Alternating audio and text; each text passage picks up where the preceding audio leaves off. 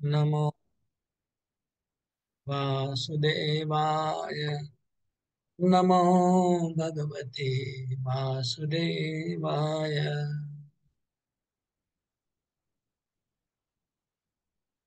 नारायणं नमस्कृत्य नरं चैव नरोत्तमं देवीं सरस्वतीं व्यासं ततो जयमुदीरये।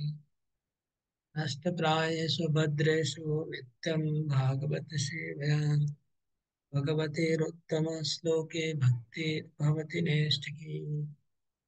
नियमित रूप से भागवत का सेवा करने से भगवान के प्रति नैष्ठिक भक्ति नैष्ठिक बन जाती है। ये निष्ठा परायण बन जाती है भागवत का नियमित श्रवण करने से। नित्यम भागवत सेवया। आज हम लोग 13वां अध्याय चालू कर रहे हैं। इस अध्याय का मुख्य विषय है विदुर जी जो महाभारत के युद्ध के पहले निकल गए थे। जब धृतराष्ट्र ने विदुर जी को अपमान किया, विदुर जी सॉरी दुर्योधन ने अपमान किया विदुर जी का। विदुर जी घर छोड़ के चले गए थे, सबको पता है। और तीर्थ यात्रा करने गए थे विदुर जी।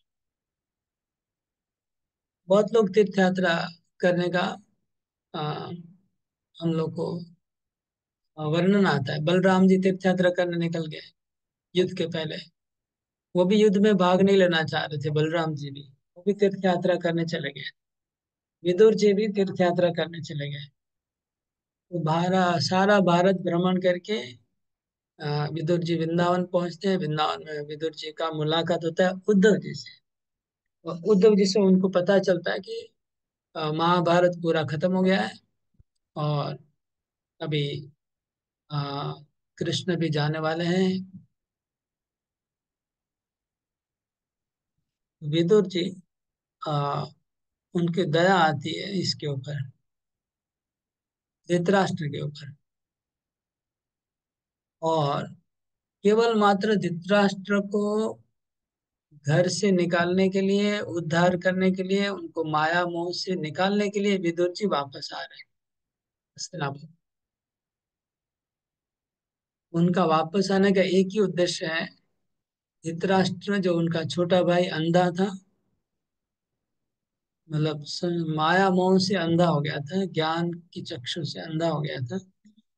तो उनको ज्ञान प्रदान करके संसार से निकालने के लिए ही विदुर जी का आगमन है हस्तिनापुर में। तो इस अध्याय में हम देखेंगे विदुर जी का जो प्रीचिंग है। प्रीचिंग इतना स्ट्रोंग है, इतना स्ट्रोंग है कि जो जिस व्यक्ति को बहुत आसक्ति हो संसार में, भयंकर आसक्ति, और संसार की आसक्ति कट नहीं रही है। ऐसा था धृतराष्ट्र, नाम ही धृतराष्ट्र है। उसको विदुर जी ने आसक्ति डिटाच कर, वैराग्य उत्पन्न कर दिया उसके हृदय में। और खाली उत्पन्न नहीं, उसको निकाल के अपने साथ हाथ पकड़ के लेके निकल चले गए। ये है विदुर जी का पावरफुल प्रीचिंग इस अध्याय में है। और पांडव लोग विदुर जी को बहुत प्रेम से स्वागत करते हैं, वो भी वर्णन शुरू में आएगा। ये अध्याय का ओवरव्यू है, मेन थीम है अध्याय का। अध्याय का ओवरव्यू तो ये है।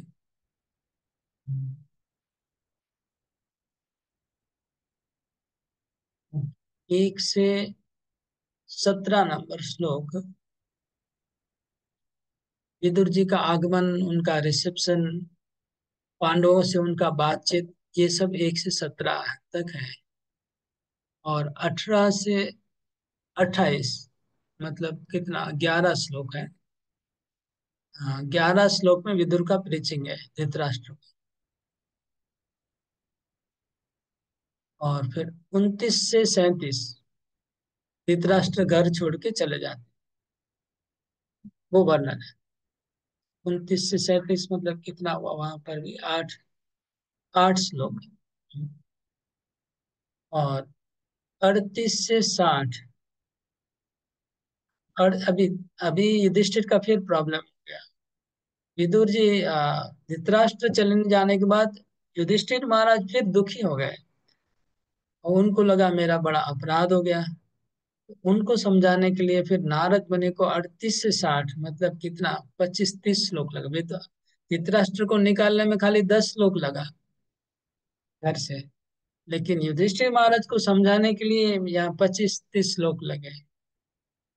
नारद मुनि आके युधिष्ठिर महाराज को समझाते हैं कि दुख मत करो। तो 38 से 60 मतलब ऑलमोस्ट 22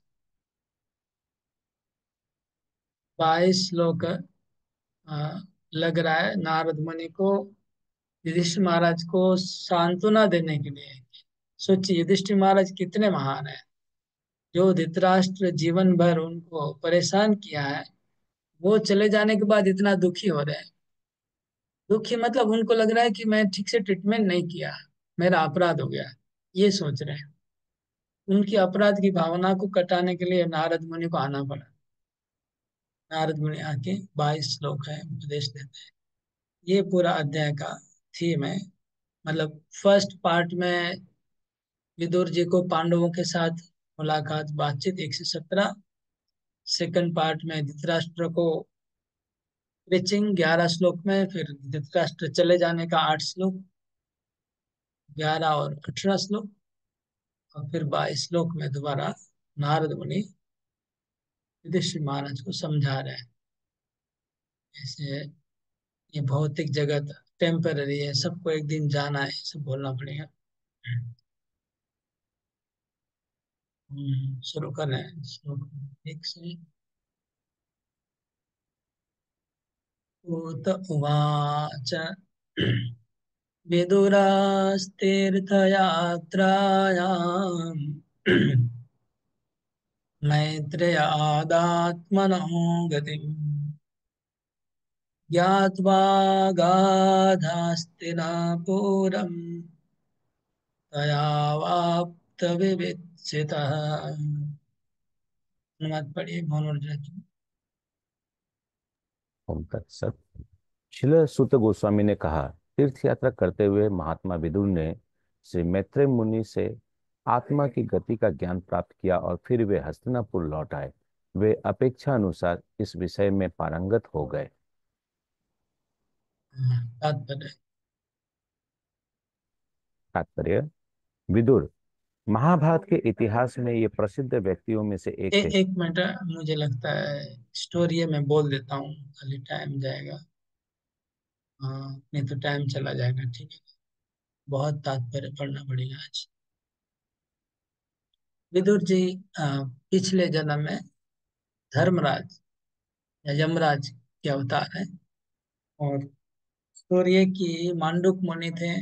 मांडुक मुनि जंगल में रहते थे, तपस्या कर रहे थे, और उसी राज्य में राजा का घर पे कोई चोरी हो गया था। तो वो लोग चोर को ढूंढते ढूंढते मांडुक मुनि के आश्रम में पहुंच गए, और मांडुक मुनि को गलती से पकड़ के लेके आए, चोर समझ के। और उनको फिर सूली पे चढ़ा दिया। सूली पे मांडुक मुनि को चढ़ाया। तो आ, सूली पे चढ़ा दिया कुछ ने सेवक लोगों ने। जब राजा ने आके देखा, अरे ऋषि को चढ़ा दिया, तो राजा ने मांडुक मुनि को माफी मांग के उतारा सूली से। लेकिन मांडुक मुनि बहुत ही अपसेट हो गए कि मेरे साथ ऐसा अन्याय क्यों हुआ। वो राजा को पूछा नहीं कुछ, सीधा यमराज के पास गए। इतने पावरफुल थे, तो अपने न्याय के लिए सुप्रीम अथॉरिटी के पास चले गए। लोकल अथॉरिटी से बात करने की जरूरत नहीं है। तो यमराज के पास गए, यमराज को पूछा कि भाई, मैंने मैं अपना पूरा पास्ट प्रेजेंट फ्यूचर देख सकता हूँ, मैंने कभी कोई पाप नहीं किया है, तो कौन से पाप के फल से आपने मेरे को सूली पे चढ़ाया। मतलब इस ब्रह्मांड में जो भी जीव को कष्ट हो रहा है, उसमें भी धर्मराज का पूरा ऑफिशियली सैंक्शन है, यमराज का। उस उनके सैंक्शन के बिना कोई भी जीव को इस संसार में भी किसी प्रकार का कष्ट नहीं होगा। तो उसके लिए यमराज रिस्पॉन्सिबल है। कोई भी जीव को कहाँ पर भी कोई मारा काटा जा रहा है, तो इनको सूली पे चढ़ा गया। इसलिए मांडुक मुनि चले गए यमराज के पास और उनको पूछा कि आप मेरे को बताइए, मैं देख रहा हूँ पास्ट प्रेजेंट, मेरे को देखना आता है, तो मैंने कोई ऐसा अपराध नहीं किया, तो मेरे को सूली पे क्यों चढ़ाया गया? तो यमराज जी ने उनका किताब देखा, फाइल खोल के देखा, बोला आपने बचपन में एक चींटी के शरीर में एक घास का तिनका आपने, मतलब क्या बोलते, थोड़ा घास का तिनका या फिर पतला क्या बोलते इसको, सलाई, पतला एक लकड़ी, सलाई बोलते, वो आपने उनके शरीर में घुसाया है बचपन में, और उसके बदले में आपके शरीर में सूल को घुसाया गया। तो मांडूक मुनि बोले कि अरे, तो मेरा उस समय उम्र 5 साल का था, 5 साल के बच्चे को ज्ञान नहीं होता, वो अपराध कर सकता है, लेकिन उसके बदले में इतना बड़ा सजा क्यों दिया जा रहा है? ये आप लोग का ये आयन का सिस्टम गलत है। 8 साल के बच्चे के नीचे को कोई अपराध का फल नहीं देना चाहिए। तो आप लोग का लॉ सिस्टम ही गड़बड़ है। इतना हाई लेवल के वो थे कि पूरा यूनिवर्सल का लॉ सिस्टम को ही चैलेंज कर दिया। मेरे ख्याल से, मैं कंफर्म नहीं हूँ उसके बाद ने कि ऐसा सेटिंग हुआ कि 8 साल के नीचे पाप नहीं लगेगा, ऐसा कुछ सेटिंग भी हुआ। मैं श्योर नहीं हूँ, मैं पढ़ा नहीं हूँ। एनीवे, लेकिन फिर उसने उनको अपरा श्राप दे दिया। मांडूक मुनि ने यमराज को श्राप दिया, आपको 100 वर्ष पृथ्वी पे मनुष्य योनि में जन्म लेना पड़ेगा, और शूद्र के घर में आपका जन्म होगा। तो शूद्र बन जाइए, तभी आपको पता चलेगा क्या कैसे क्या होता है। तो ये अपराध श्राप दिया मांडुक मुनि ने। मांडुक मुनि के श्राप से वो शूद्र, तो मतलब क्या हुआ, वो विश्व पितामह की पौत्र बन के, मतलब विचित्र वीर्य के जो 3 पत्नियां थी, अम्बा, अमेरिका, और उसकी फिर आप लोगों को सब कथा पता है, व्यासदेव के पुत्र बन के जन्म लिए। तो व्यासदेव के पुत्र हैं विदुर जी, लेकिन उनकी वाइफ जो है, वो वो जो भाग गई, अम्बालिका हट गई, उसके जगह मेड सर्वेंट को रख दी थी, तो मेड सर्वेंट से उनका जन्म हुआ। लेकिन उनके पिताजी बड़े महान है, व्यासदेव है स्वयं। तो वो यमराज जी विदुर बन के जन्म लिया है। इसलिए ये 12 महाजनों में से एक है विदुर जी। ये कथा एक्चुअली आगे आएगी, हमने आगे इधर प्रभुपाद जी तात्पर्य में लिख रहे हैं, इसलिए मैं बोल रहा हूँ। लेकिन आगे श्लोक में भी कहीं आएगी। तो फिर विदुर जी को दुर्योधन ने अपमान किया, तो आप सबको पता होगा, एक बार दुर्योधन की सभा में जाके, ये तीसरे स्कंद के पहले अध्याय में ये सब कथा है,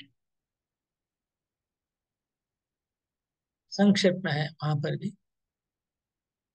दुर्योधन को जाके, धृतराष्ट्र जाके विदुर जी ने सलाह दिया कि आपका पुत्र दुर्योधन जो है वो कुलांगार है, उसको अपने राज्य से बाहर निकालिए, नहीं तो आपका कभी मंगल नहीं होगा। तो ये सुन के दुर्योधन बहुत तिलमिला गया, गुस्सा हो गया। भरी सभा में विदुर को इतना ज्यादा अपमान किया, दासी पुत्र कहाँ, नौकर कहाँ, और कुत्ता कहाँ, हम लोग का रोटी खा के हमारा ही तुम बदनाम करता है, ये सब बोला। तो विदुर जी बहुत ही अपमान हो गए, और वो हस्तिनापुर का छोड़ के अपना सब कुछ त्याग करके वो बाहर चले गए। और फिर महाभारत युद्ध खत्म हुआ।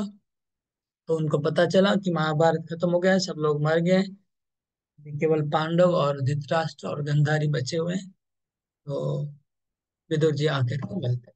ये हम लोग ये हो गया बैकग्राउंड का कथा। अगला श्लोक। यावत् कृतवान् प्रश्नान् क्षत्ता कौशारवाग्रत जातेक भक्तिर्गोविन्दे तेभ्योश्चोपर रामः। पढ़िए। विविध प्रश्न पूछने के उपरांत तथा भगवान श्री कृष्ण की दिव्य प्रेम में सेवा में स्थिर हो चुकने पर महात्मा विदुर ने श्री मैत्रेय मुनि से प्रश्न पूछना बंद किया। तो हाँ, वृंदावन में विदुर और मैत्रेय का मुलाकात हुआ है, हरिद्वार या वृंदावन में शायद, दोनों में से एक जगह। और मुलाकात के बाद आ, ये जो उनकी मुलाकात हुई विदुर और मैत्रेय की, इसका डिटेल वर्णन तीसरे स्कंद में आएगा। तो यहाँ एक श्लोक छोड़ दिया, इसी श्लोक के बेस में तीसरे स्कंद में प्रश्न आएगा कि विदुर और मैत्रेय के बीच में जो मीटिंग हुआ था उसका थोड़ा वर्णन करिए। यहाँ एक श्लोक बोल के छोड़ दिया सुत गोस्वामी ने। इसके बाद तो दो स्कंद में बहुत सारी कथाएं होगी। फिर सब लोग सोचेंगे क्या हुआ अचानक, ये प्रश्न कहाँ से आ रहा है। तो इसी श्लोक को ध्यान में रखते हुए शौनक ऋषि फिर पूछेंगे कि अरे आपने बोला था कि विदुर और मैत्रेय के बीच में बातचीत हुआ था, तो वो बातचीत क्या हुआ था बताइए। तो ये श्लोक उसका कनेक्शन है तीसरे स्कंद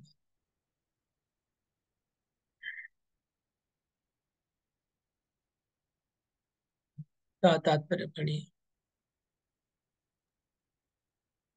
तात्पर्य। महात्मा विदुर ने श्री मैत्रेय मुनि से तब प्रश्न पूछना बंद किया जब श्री मैत्रेय मुनि ने उन्हें आश्वस्त किया कि जीवन का आश्रय तत्व तो अंततः भगवान श्री कृष्ण की दिव्य प्रेममयी सेवा में सुस्थापित होना है, जो गोविंद है, अर्थात जो अपने भक्तों को सभी प्रकार से तुष्ट रखते हैं।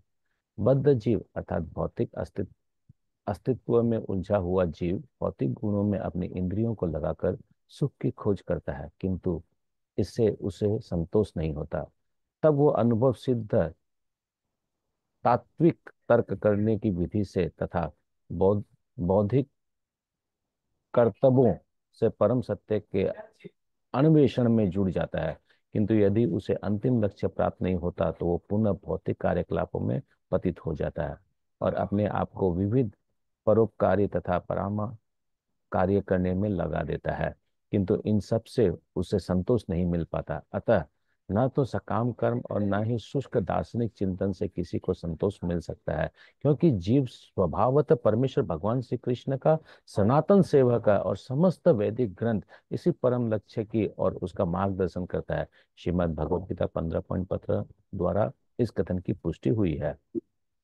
महात्मा मिथुर के सम्मान की जिज्ञासुबद्ध जीव को श्री मैत्रेय मुनि जैसे प्रामाणिक गुरु की शरण लेनी चाहिए और समझदारी भारी जिज्ञासाओं द्वारा कर्म, सकाम कर्म, ज्ञान, परम सत्य को जानने हेतु दार्शनिक अनुसंधान और योग, आत्म साक्षात्कार की योग विधि के विषय में प्रत्येक वस्तु को जानने का प्रयास करना चाहिए। जिस व्यक्ति में अपने गुरु से प्रश्न पूछने की गंभीर प्रवृत्ति नहीं है, उसे ना तो दिखावटी गुरु बनाने की आवश्यकता और ना ही व्यक्ति को अन्य व्यक्तियों का गुरु होने का दिखावा करना चाहिए। यदि वो अपने शिष्य को भगवान श्री कृष्ण की दिव्य प्रेम में भक्ति की ओर उन्मुख ना कर सके। महात्मा विदुर श्री मैत्रेय मुनि जैसे गुरु की शरण लेने में सफल हुए थे और उन्हें जीवन का परम लक्ष्य गोविंद की भक्ति प्राप्त हो सकी। अतः उनके लिए आध्यात्मिक प्रगति के विषय में और कुछ जानना शेष न बचा था। हरे कृष्ण।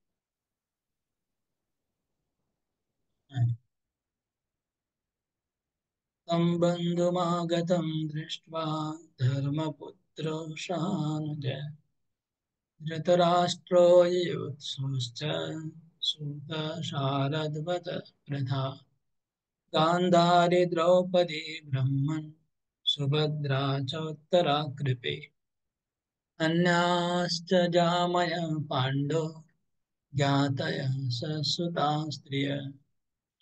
जब उन्होंने देखा कि महात्मा विदुर राजमहल लौट आए हैं, तो महाराज युधिष्ठिर, उनके छोटे भाई महाराज धृतराष्ट्र, सात्विकी, संजय, कृताचार्य, कुंती, गांधारी, द्रौपदी, सुभद्रा, उत्तरा, कृपि, कौरवों की अन्य पत्नियां तथा अपने अपने बच्चों के स्त्रियां सहित समस्त निवासी सभी अत्यंत हर्षित होकर तेजी से उनकी ओर बढ़े।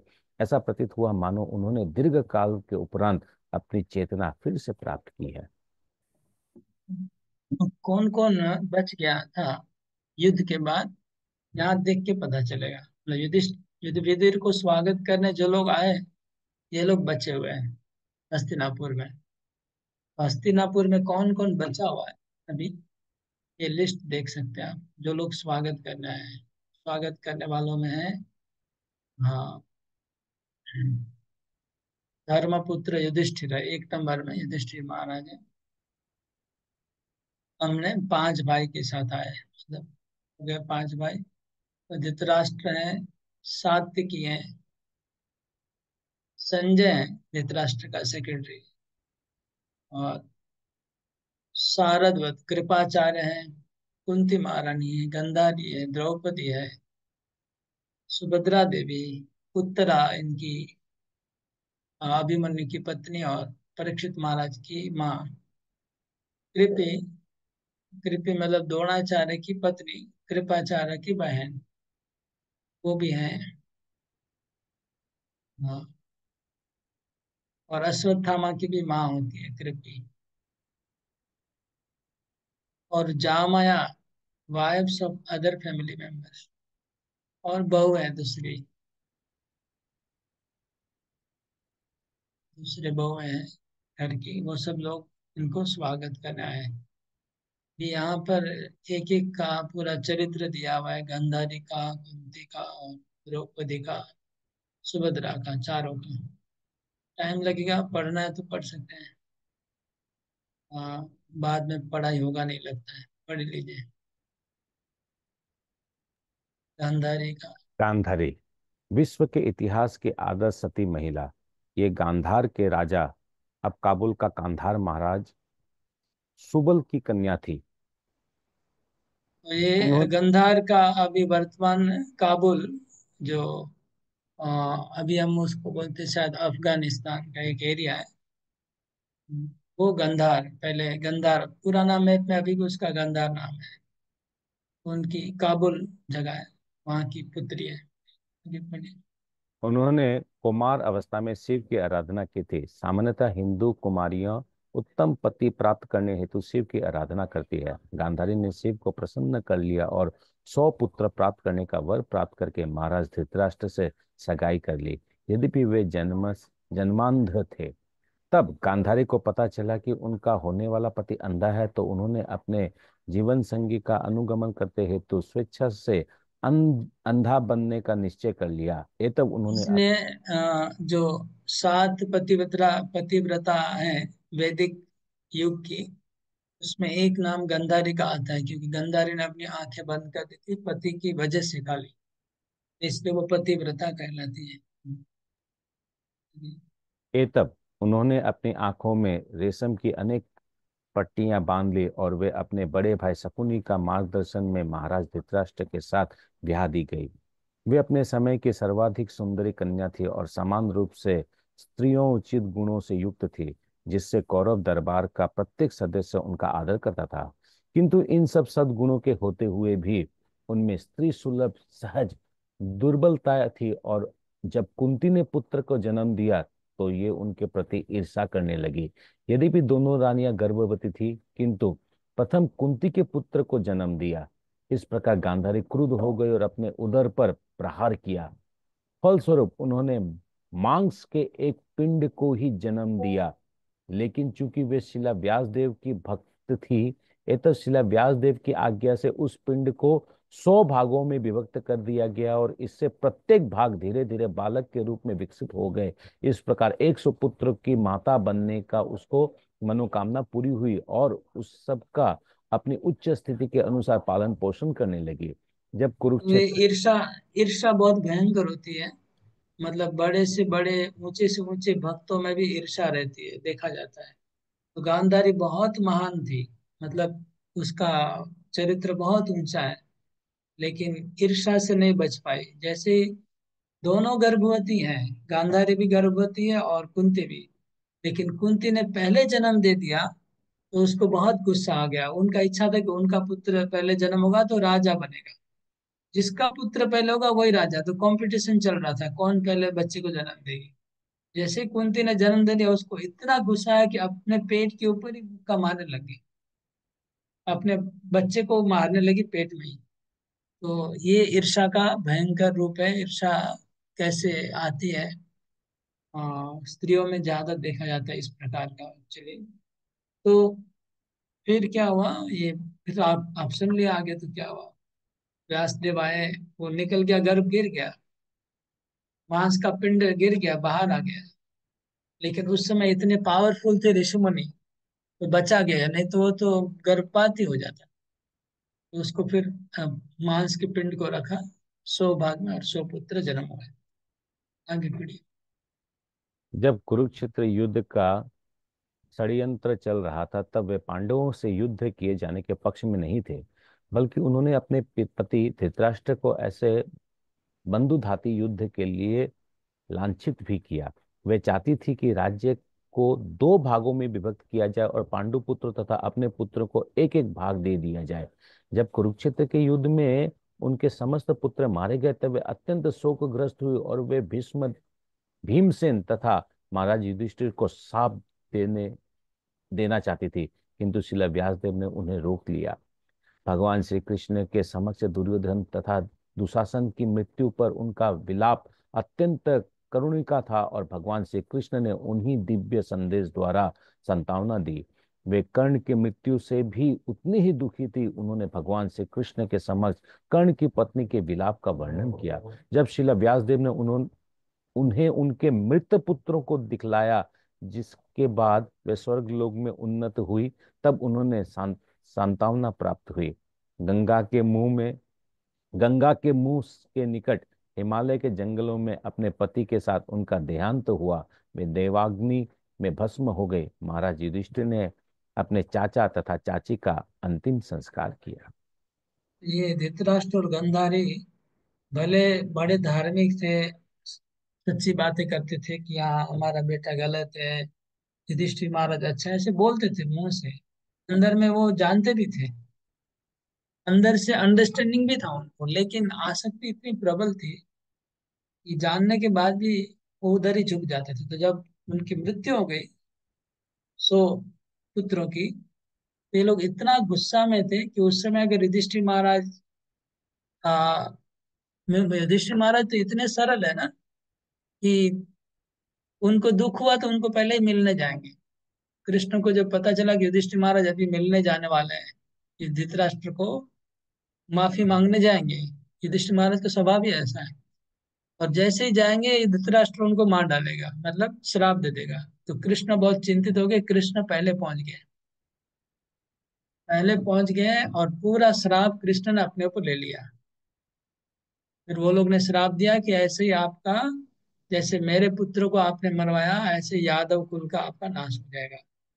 ये जब कृष्ण ने ये सुना तो कृष्ण बहुत खुशी हो गए। कृष्ण ने बोला कि बहुत अच्छा हुआ, आपने, मेरे पांडव बच गए। सोचिए कृष्ण का प्रेम देखिए, कृष्ण का प्रेम देखिए। बोले कि आप अच्छे किया, मेरे को श्राप दिया, मेरे पांडव बच गए। तो कृष्ण आगे जाके जल्दी जल्दी जाके अपने पूरा गुस्सा उनका खुद खा गए, ताकि युधिष्ठिर को गुस्सा नहीं मिले बाद में, धृतराष्ट्र और गंधारी का। ये कृष्ण का प्रेम है। और आगे वृथा का पढ़िए। फिर था, ये महाराज सुरसेन की पुत्री तथा भगवान श्री कृष्ण के पिता वासुदेव की बहन थी। बाद में महाराज कुंती भोज ने उन्हें गोद ले लिया, तब वे कुंती कहलाई।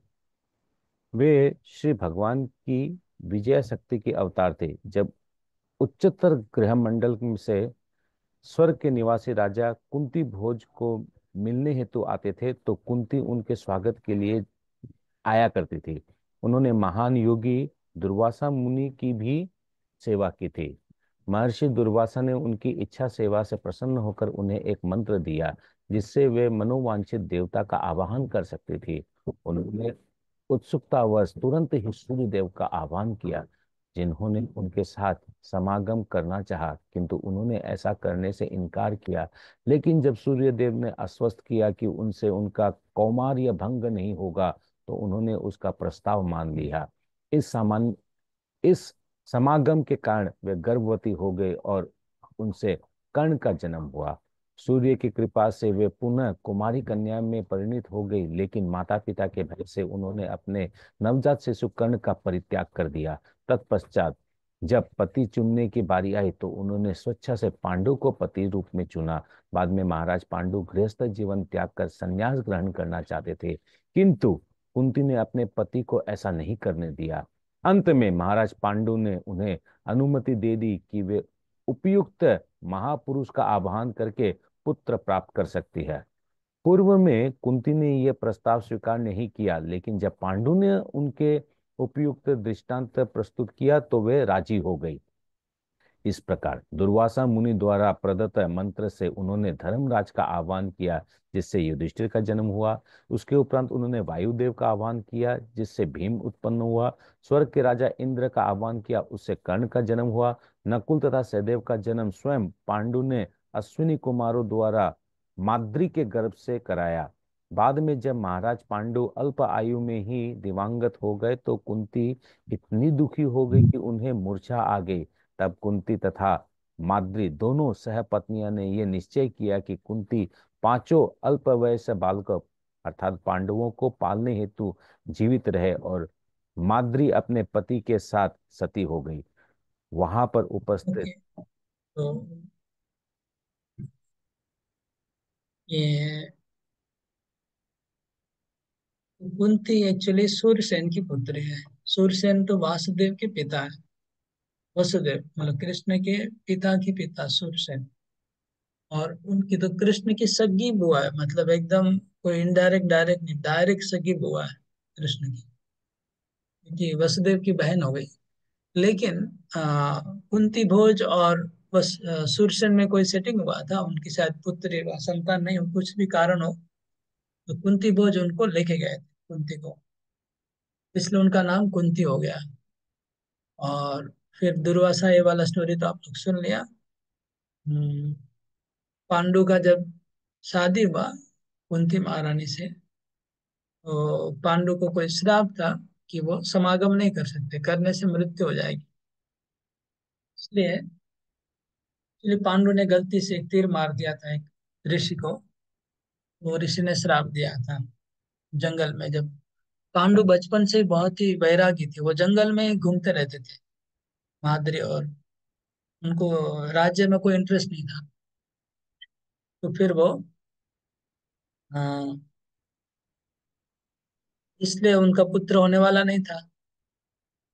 पांडु ने कुंती महारानी को रिक्वेस्ट किया कि हमारा आगे परंपरा चलना चाहिए, इसलिए उन्होंने कहा कि तुम किसी ऋषि मुनि से समागम करके पुत्र उत्पन्न करो। ये बहुत इंसिस्ट किए पांडु ने। लेकिन कुंती महारानी बोली नहीं, असंभव, मैं मर जाऊंगी लेकिन ऐसा नहीं करूंगी। पहले ऐसा रूल था, बच्चे उत्पन्न करने के लिए आप किसी ऋषि मुनि व बड़े भाई व ऐसा सिस्टम था। तो फिर बाद में कुंती जब बहुत इंसिस्ट किया तो कुंती ने कहा कि मेरे पास एक वरदान है दुर्वासा का, मैं अगर चाहती हूँ तो किसी भी देवता को बुला सकती हूँ। तो जब ये पांडु को पता चला तो पांडु ने बहुत इंसिस्ट किया कुंती महारानी को, उनकी बिल्कुल इच्छा नहीं थी। तब कुंती महारानी ने पहले धर्मराज को बुला के एक पुत्र उत्पन्न किया।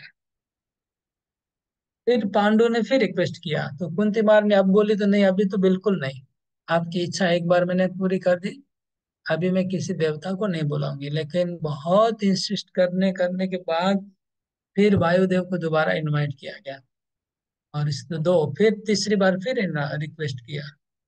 इस तरह से आ, फिर माद्री के लिए भी बोला। पांडु ने बोला कुंती को कि तुम माद्री के लिए मंत्र पढ़ो। तो माद्री को बोला ठीक है, तुम किसी देवता का चिंता कर लो मन में, मैं मंत्र पढ़ती हूँ। तो इसलिए मंत्र पढ़ा कुंती ने, और देवता आए और माद्री से उनका समागम हुआ, और उससे अश्विनी कुमार और नकुल सहदेव का जन्म हुआ। इस तरह से पांच पुत्रों का जन्म हुआ। बाद में पांडु एक बार माद्री के साथ पार्क में घूम रहे थे, उनके मन में थोड़ा वासना आई। भगवान की इच्छा सब लीला होती है। फिर समागम करने गए तो उनका मृत्यु हो गया। तो मृत्यु हो गया तो माद्री और कुंती दोनों के बीच में कंपटीशन हो गया। वो बोले कि मैं सती बन जाऊंगी, वो बोले मैं सती बन जाऊंगी। तो माद्री ने समाउदर कुंती को कन्विंस किया कि नहीं, तुमको जिंदा रहना चाहिए, क्योंकि तुम पांच पुत्रों को अच्छा पालन कर पाओगी, मैं नहीं कर पाऊंगी, मेरे को जाने दो। माद्री चली गई सती बन के पांडु के साथ, और कुंती पीछे रह गई बच्चों को बड़ा करने के लिए। कुंती पांचों बेटों को लेकर के घर वापस आई। अभी तक वो लोग जंगल में ही थे, ये पूरा कहानी जंगल में ही हुआ है। मतलब जैसे राम वनवास में थे, ऐसे पांडु पूरा वन में ही समय, कोई स्वेच्छा से कोई वनवास था नहीं उनका। उनको जंगल में अच्छा लगता था। और बहुत सुंदर वर्णन है, जब हिमालय में थे पांडु डेली प्रतिदिन सैकड़ों सैकड़ों ऋषि मुनियों को प्रसाद खिलाते थे और डेली कथा होता था। मतलब पांडव का जीवन, पांडु का जीवन पूरा रामायण की जैसा ही है। राम जैसे वनवास में ऋषि मुनियों के आश्रम में घूमते थे, उनकी सेवा करते थे, पांडव लोग भी वनवास किए, ऐसे ही पांडु भी किए थे। घर पे ज्यादा उनको इंटरेस्ट नहीं था। ये था पांडव का जीवन चरित्र। और कुंती महारानी का, इसलिए पांच पुत्र को उनको लेके फिर घर पे आई। घर पे आने के बाद ये लोग परेशान हो गए, धृतराष्ट्र और गांधारी और दुर्योधन। वो लोग सोचे थे, हम सोचे थे बच गए, अभी कोई प्रॉब्लम नहीं होगा, लेकिन अभी आ गए तो उनको राजा बनाना पड़ेगा। इसलिए वो लोग पॉलिटिक्स शुरू, यहाँ से पॉलिटिक्स शुरू हुआ। हरे कृष्ण प्रभु जी। ये हाँ, सत्संग क्या है? सत्संग, वहां पर उपस्थित सत्संग तथा अन्य उपस्थित महर्षियों ने इस निर्णय का समर्थन किया। सत्संग क्या? ये तो पढ़ा ही नहीं, आप आगे पढ़ लिए लगता है। नहीं, आप पढ़ लिया ना सर हमने। आगे वाला पहला नहीं, जो पैरा पढ़ा है उन्हीं की लाइन थी, एंड वाली लाइन। हाँ, सप्तश्रृंग। This agreement was endorsed by great sages like Satasringa and other present on the occasion. हाँ, ओके, तो वहाँ ऋषि मुनियों के बीच में रहते थे पांडु और कुंती। जा रहा, उनकी बड़ी कुटिया थी, मतलब जंगल में बहुत बड़ा आश्रम था। आश्रम में ऋषि मुनि भी रहते थे। ऋषि मुनियों से चर्चा किया और चर्चा करके ये डिसीजन हुआ कि ठीक है, माद्री को भी दो संतान दिया जाए। और फिर माद्री ने ही जो सती बनेगी, ये भी सबने, सतश्रृंग और बाकी ऋषि मुनियों ने उनको क्या बोले, रेकमेंड किया। ठीक है, ये लिखा है। सतश्रृंग कोई ऋषि है। आगे पढ़िए। बाद में जब दुर्योधन के षड्यंत्र से पांडवों को राज्य से बाहर निकाल दिया गया, तब कुंती अपने पुत्रों के साथ साथ रही और उन दिनों में उन्होंने सारे कष्ट उठाए। वनवास के समय एक असुर कन्या हिडिंबा ने भीम को पति बनाना चाहा।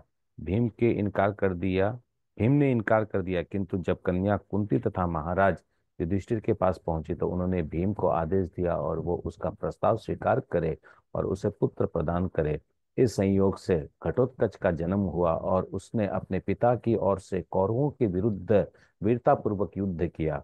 उनके वनवास काल में सभी पांडव एक ब्राह्मण परिवार के साथ रहे जो बकासुर राक्षस के कारण अत्यंत व्यथित था। कुंती ने भीम को आदेश दिया कि वो बकासुर का वध करके ब्राह्मण परिवार को असुर से उत्पीड़ित से बचाए। उन्होंने महाराज युधिष्ठिर को सलाह दी कि वे पांचाल देश के लिए प्रस्थान करे। इसी पांचाल देश में अर्जुन ने द्रौपदी को प्राप्त किया, लेकिन कुंती के आदेश से पांचों भाई पांचाली या द्रौपदी के समान रूप से पति बने।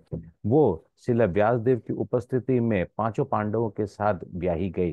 कुंती देवी अपने प्रथम पुत्र कर्ण को कभी भी नहीं भूल पाई। उन्होंने कुरुक्षेत्र युद्ध में कर्ण की मृत्यु होने पर विलाप किया और अपने अन्य पुत्रों के समक्ष स्वीकार किया कि महाराज पांडु से विवाह करने के पूर्व ही कर्ण का जन्म हो चुका था।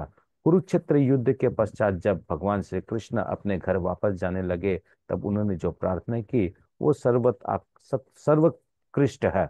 अंत में वो गांधारी के साथ कठोर तपस्या करने हेतु जंगल चली गई। वे प्रत्येक 30वें दिन पर भोजन करती। अंत में वे वो ध्यान में लीन होकर दावाग्नि में जलकर भस्म हो गई। हरे कृष्ण। तो हम लोग खाली वन साइड स्टोरी जानते हैं। हम लोग को पता है कि भीम ने हिडिंबा से शादी किया, उससे शादी किया, लेकिन हम देख रहे हैं कि भीम ने इनकार कर दिया है। इनकार कर दिया है। जब युधिष्ठिर महाराज और कुंती महाराज ने प्रेशर डाला और उनको धर्म का उपदेश दिया कि तुम्हारा कर्तव्य है, धर्म है, तब जाके भीम ने शादी किया है। सेमली कुंती महारानी, कुंती महारानी बिल्कुल किसी देवता को बुलाना नहीं चाह रही थी, लेकिन पहले केस में तो वो उत्सुकता कि मंत्र दिया तो मंत्र का टेस्ट करने गई। तो टेस्ट करते करते सूर्यदेव आ गए। अब वो बोले कि मैं आया हूं तो वापस नहीं जाऊंगा, एक पुत्र तुमको ग्रहण करना ही पड़ेगा। ऐसा हुआ। दूसरी केस में कुंती महारानी को पांडु समझा समझा के थक गए थे। सब ऋषि मुनि ने समझाया, तब जाके कुंती राजी हुई है वो तीन पुत्रों को जन्म देने के लिए। ये बैकग्राउंड का लोगों को पता नहीं होता है। और उसमें बहुत सारी शर्तें रखी, तब जाके कुंती राजी हुई है। हाँ, फिर कुंती जब आती है बच्चों को लेके, यहाँ पॉलिटिक्स चालू हो गया। डर था कि ये लोग हड़प लेंगे हमारा राज्य, इसलिए उनको परेशान करने लगे। और फिर उनको लाक्षागृह में मारने की कोशिश किया। लाक्षागृह से निकल के वो लोग जंगल चले गए। वहां पर घूमते घूमते ये एक चक्र धाम आए। एक चक्र धाम में बकासुर का उद्धार किया। अभी भी वो जगह है एक चक्र धाम में। के बाद उसी समय वो लाक्षागृह से निकले हुए थे, उसी समय द्रौपदी को भी प्राप्त किया। द्रौपदी को प्राप्त किया। फिर कर्ण के बारे में जीवन भर कुंती ने छुपा के रखा था। लास्ट में जब पानी दे रही थी तब उन्होंने कर्ण का नाम बोला। युधिष्ठिर महाराज ने जब पूछा कि भाई आप कर्णों को क्यों जलदान कर रहे हैं, तब उस समय पहली बार कुंती महारानी ने अपना मुंह खोल के बताया कि ये कर्ण तुम्हारा बड़ा भाई था। लोग ऐसा कहते हैं कि युधिष्ठिर महाराज ने श्राप भी दिया कि माताओं के पेट में कभी कोई बात नहीं रहेगी, लेकिन शास्त्र में है कि नहीं ये डाउटफुल है। ये क्योंकि कुंती ने इतना दिन बाद छुपा के रखा तो युधिष्ठिर महाराज बहुत दुखी हो गए। उन्होंने श्राप दे दिया कि सब कोई भी लेडीज कभी अपना बात छुपा नहीं पाएगी। लेकिन ये कहने की बात है, शास्त्र में है कि नहीं अभी डाउट नहीं है। प्रभुपाद जी के नहीं सुना, उन्हें बाहर से सुना। आगे पढ़िए द्रौपदी का। द्रौपदी, ये महाराज द्रुपद की सर्वश्रेष्ठ सती पुत्री तथा इंद्रपत इंद्र पत्नी देवी सची की अंश अवतार थी।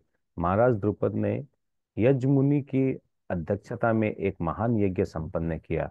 पहली आहुति के साथ धृष्टद्युम्न का जन्म हुआ और दूसरी आहुति में द्रौपदी जन्मी। ये तब वे धृष्टद्युम्न की बहन है और पांचाली के नाम से प्रसिद्ध है।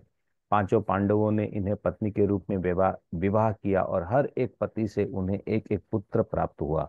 महाराज युधिष्ठिर से प्रतिभिद, भीष्मसेन से सुतसोम, अर्जुन से सुतकीर्ति, नकुल से शतानिक और सहदेव से सुतकर्मा का जन्म हुआ। ये अपने सास कुंती के ही समान अत्यंत सुंदरी बताई गई है। इसके जन्म के समय आकाशवाणी हुई थी कि इनका नाम कृष्णा होगा। साथ ही यह भी आकाशवाणी हुई कि इनका जन्म कई क्षत्रियों का वध करने हेतु हुआ है। शंकर के आशीर्वाद से उन्होंने एक से एक योग्य 5 पति मिले। जब उन्होंने स्वयं अपना पत्नी चुनना चाहा तो विश्व भर के देश के राजा तथा राजकुमार आमंत्रित किए गए। वो पांडवों के वनवास के समय पांडवों से विवाहित हुई, किंतु जब वे अपने घर वापस गए तो महाराज द्रुपद ने उन्हें प्रचुर दहेज दिया। महाराज धृतराष्ट्र की सभी बहुओं ने द्रौपदी का स्वागत किया। जब वे जुए में हार दी गई तो उन्होंने सभा भवन में जबरन घसीट कर लाया गया और दुशासन द्वारा नग्न किए जाने का यत्न किया गया। यद्यपि वहां पर भीष्मदेव तथा द्रोण जैसे गुरुजन उपस्थित थे, वे भगवान श्री कृष्ण की महान भक्त थे। उनकी प्रार्थना सुनकर श्री भगवान ने स्वयं आसीन असीम वस्त्र बनकर उन्हें अप, अपमान से बचाया। जब जटासुर नाम के राक्षस ने उनका अपहरण किया तो भीष्मसेन ने उनका वध करके उनकी रक्षा की। उन्होंने भगवान श्री कृष्ण की कृपा से पांडवों को दुर्वासा मुनि के शाप से बचाया। तब पांडव विराट के राजमहल में अज्ञातवास कर रहे थे। तब किचक उनके अपूर्व सौंदर्य पर मोहित हो गया। तब भीष्मसेन की सहायता से इस दुष्ट का वध किया गया और इस प्रकार वो बच गई। जब अश्वत्थामा ने उनके 5 पुत्रों का वध कर दिया तो वे अत्यंत शोकाकुल हुई। अंतिम अवस्था में वह अपने पति महाराज युधिष्ठिर तथा अन्य व्यक्तियों के साथ स्वर्गारोहण के लिए गई तथा मार्ग पर युधिष्ठिर ने उनके गिरने का कारण बताया। किंतु जब महाराज युधिष्ठिर स्वर्ग पहुंचे तो उन्होंने देखा कि लक्ष्मी देवी के रूप में द्रौपदी वहां पहले से ही विद्यमान थी। हरे कृष्ण। ये तो लक्ष्मी देवी का अंश है द्रौपदी, बहुत। इसलिए लक्ष्मी देवी जैसी सुंदर ये कम नहीं। पांडवों की पत्नी है तो नेचुरली भगवान कृष्ण की बहन जिनकी पत्नी बनती है, कृष्ण की बहन सुभद्रा वो जिनकी पत्नी है, तो फिर द्रौपदी कम कैसे होगी?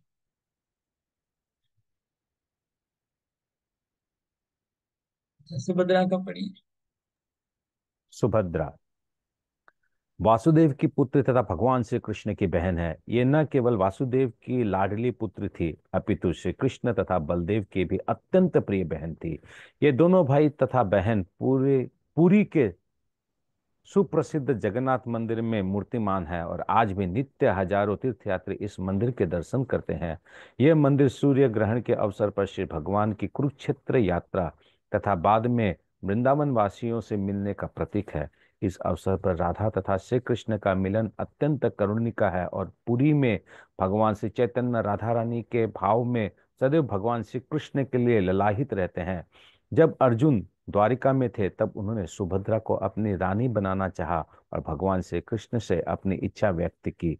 श्री कृष्ण जानते थे कि उसे बड़े भाई बलदेव सुभद्रा का विवाह अन्यत्र तय कर चुके हैं।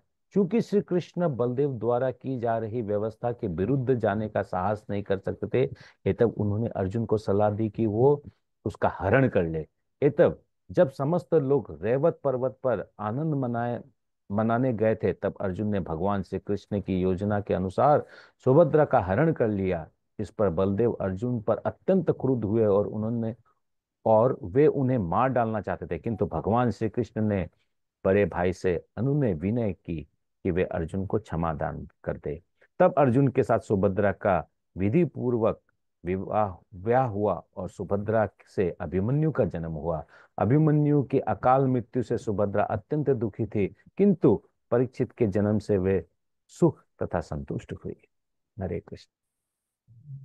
सुभद्रा देवी का संक्षिप्त चरित्र है। ओके, टाइम बहुत जा रहा है, लेकिन मुझे लगा फिर बाद में आप लोग पढ़ेंगे नहीं, पढ़ पाएंगे नहीं, इसलिए श्लोक नंबर 5। मृत्यु जग्मु प्रहर्षेण प्राणं तन्वं विभागतम् अभे संगम्य विधिवत् करे स्वाभिवादने।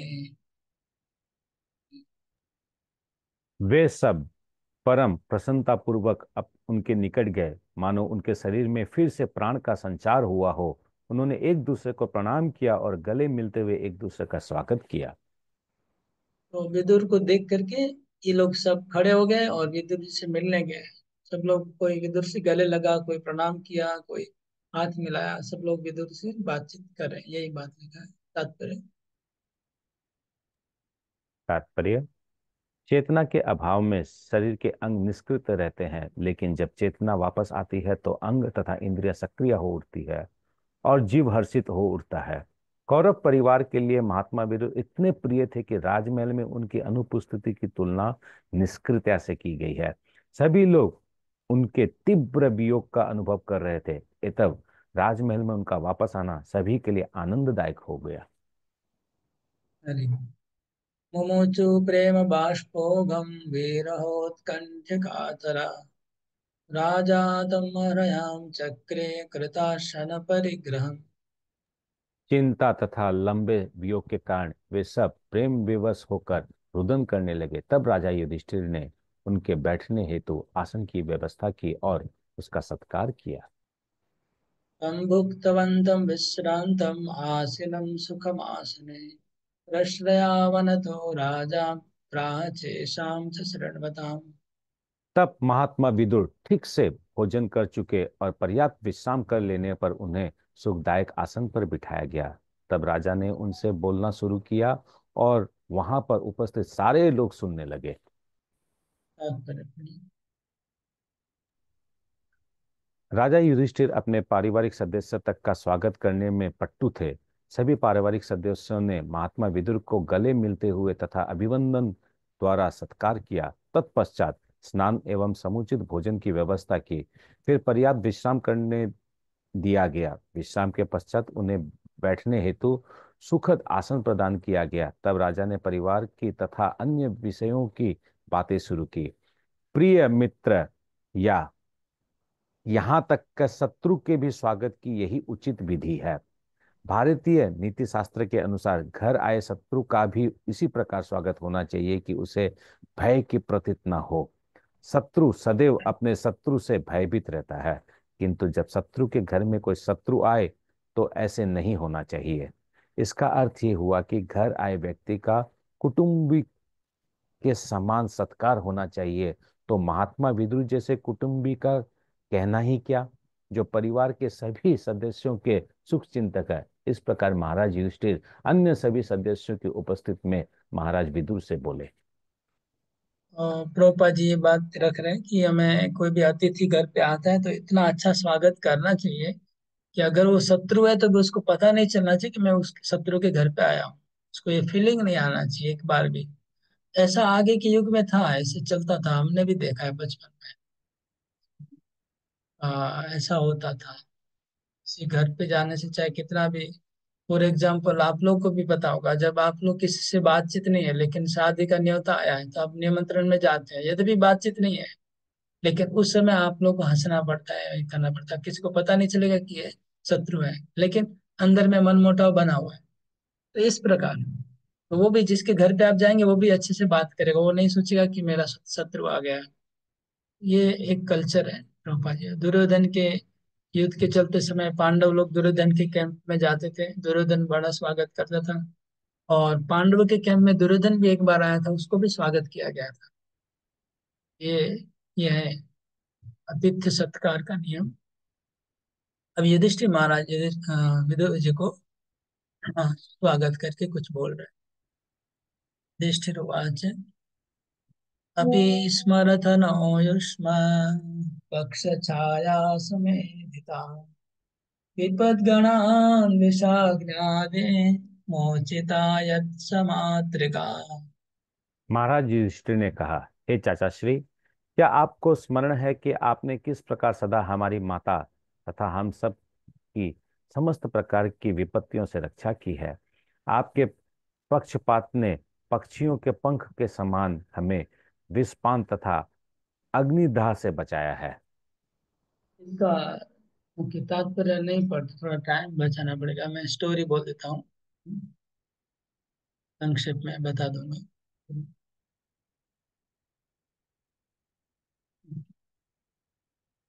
आ, ऋषि महाराज बोल रहे हैं कि ये चाचा पिताजी जैसे हैं, उनके पांडु के बड़े भाई हैं विदुर। तो बड़े बड़े बड़े पिताजी बोलते हैं हम लोग। बड़े पिताजी आप कैसे हैं, सब स्वागत करने के बाद बिठाया, बिठा के बाद उनको पूछ रहे हैं कि आपने हमको कितना पक्ष, जैसे पंछी अपने पंख से अपने अंडों का रक्षा करता है और उनको सेकता है, ऐसे आपने हमारा पालन किया। उदाहरण देखिए कैसा दिया। पंछी अपने अंडे को जिस तरह से सेकते हैं, ऐसे आपने हमारा पालन किया बहुत सारे विपदाओं से। उसमें सबसे प्रमुख विपद कौन सा है? हाँ, लाक्षागृह, वेशाग्नि आदि। लाक्षागृह का घटना सबसे प्रमुख है, जिसमें विदुर जी का उसमें भूमिका ज्यादा है। आप सबको पता होगा कि धृतराष्ट्र ने और दुर्योधन ने प्लान किया, पांडव लोग लाक्षागृह में जाएंगे। वो लाक्षागृह ऐसा बना है कि बस थोड़ा सा थोड़ा सा अग्नि का स्फुलिंग की जरूरत है और 1 मिनट में पूरा जल जाएगा, क्योंकि बना है उसी से। समझ लीजिए पूरा पेट्रोल से ही घर बना हुआ है, पेट्रोल से घर बना हुआ, उसमें आप रह रहे हैं। तो ऐसा था वो घर। और विदुर जी को पता चल गया था।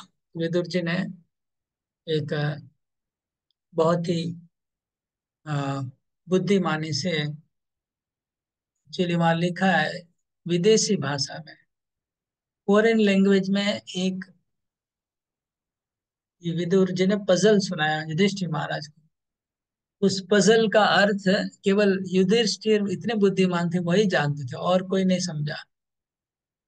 पजल में बोल दिया था कि लाक्षागृह कैसा बना हुआ है, उसमें क्या होने वाला है और आप लोग को क्या करना चाहिए। प्रॉब्लम बताया, उसका सॉल्यूशन बता दिया पजल के अंदर ही। तो वो विदुर जी ने किया। बाद में विदुर जी बाद में व्यवस्था भी किए, आदमी कोई भेजा वो टनल खोदने के लिए। और बहुत सारा कथा आप लोग को पता ही होगा, मैं नहीं नहीं पता है तो बोलता, लेकिन मेरे ख्याल से पता है सब, तो नहीं बोल रहा हूँ। कैसे पांडवों को रक्षा किया विदुर जी ने। अगर नहीं जानते तो बोलेगा, नहीं तो फिर आगे बढ़ता हूँ। तो ये था विदुर जी का जीवन भर पांडवों को रक्षा करना।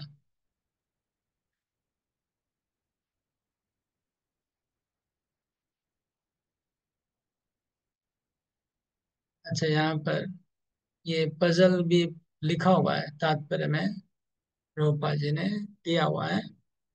Vidura tactfully gave instruction to Pandava about future of plan of Dhritarashtra. Mahabharat आदि पर्व 114 नंबर श्लोक में है। वो लिखा है, a weapon not made of steel no any metal element can be more sharp to kill an enemy, and he who knows this never be killed। ये एक श्लोक बता, ऐसे बहुत सारे श्लोक हैं, बहुत सारी पजल्स हैं, जिसका अर्थ कुल बुद्धिमान व्यक्ति को अर्थ निकालना था। आजकल ऐसे बच्चों को भी पढ़ाया जाता है ना स्कूल में, यहाँ पर जैसे ट्रेजर हंट, इधर डेली गोवर्धन इको विलेज में स्कूल के बच्चे आते हैं, उनको खेल खिलाते हैं वो ट्रेजर हंट का। उसमें हिंट्स दिया रहता है, तो हिंट से वो लोग को पूरा गोवर्धन लॉज में दौड़ना पड़ता है, घूमना पड़ता है, वो कुछ ढूंढ ढूंढ के लेके आते हैं। तो ये हिंट से समझने की बात अभी आजकल स्कूल में बहुत चलती है, तो वही बात था, उसमें भी हिंट्स दिया था विदुर जी ने, और युधिष्ठिर महाराज हिंट्स का अर्थ बस समझ गए।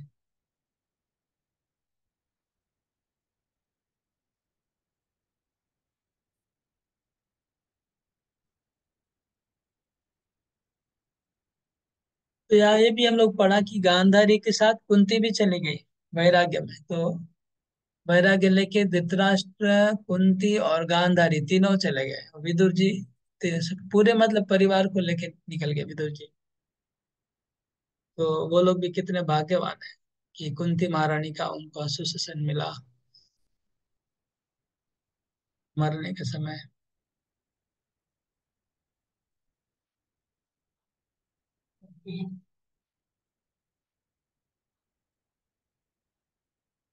महाभारत की घटना तो जानते हैं।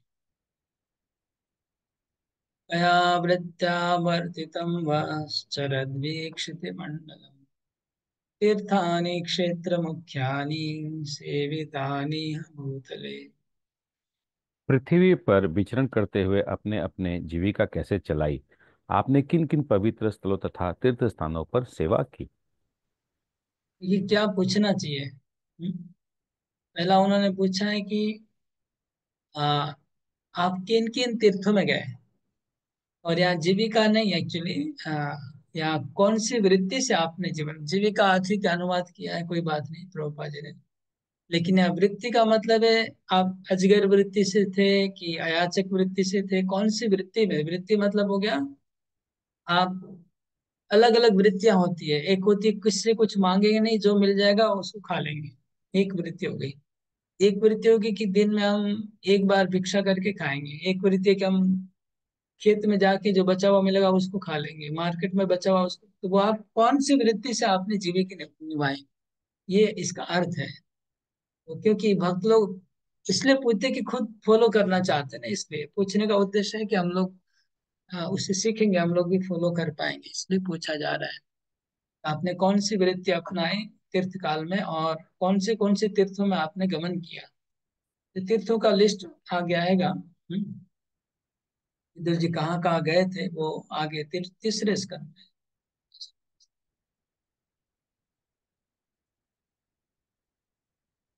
पढ़िए तात्पर्य।